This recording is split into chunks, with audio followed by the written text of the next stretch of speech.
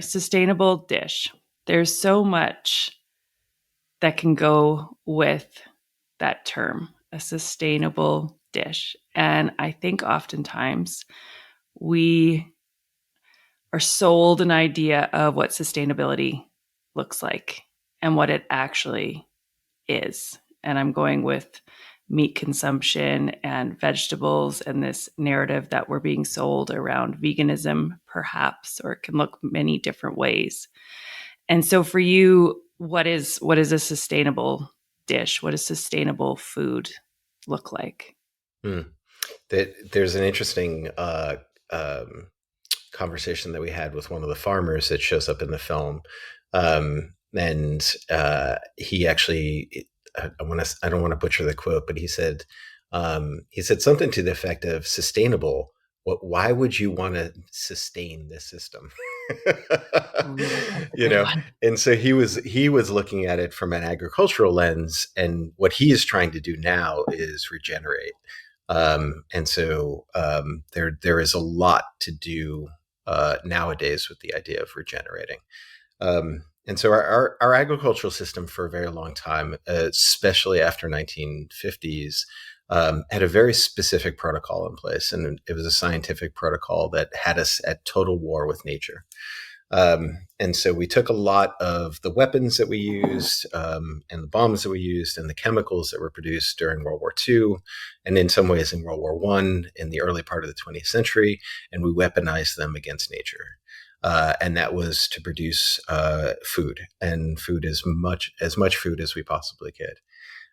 So for us, like sustainability, we try to think about it in terms of I've tried to devote my time in Sustainable Dish to spending a lot of time focusing on subjects that are tangentially related to the world that we live in today, where it came from, and how agriculture is one of the more perfect parables for all of the other things that are sort of happening today.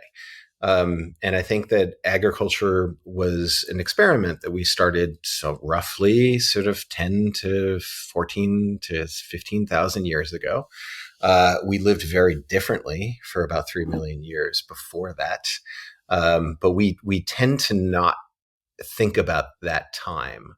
How did we live as anatomically modern humans for, somewhere, I don't know. I mean, depending on where it is, we'll say 2.3 million years, we lived very differently.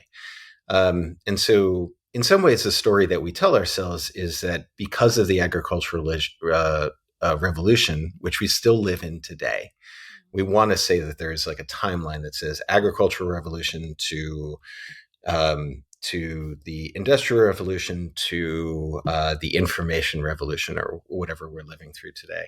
But for the most part, we actually still live in the agricultural revolution. The industrial revolution doesn't exist without our ability to feed ourselves.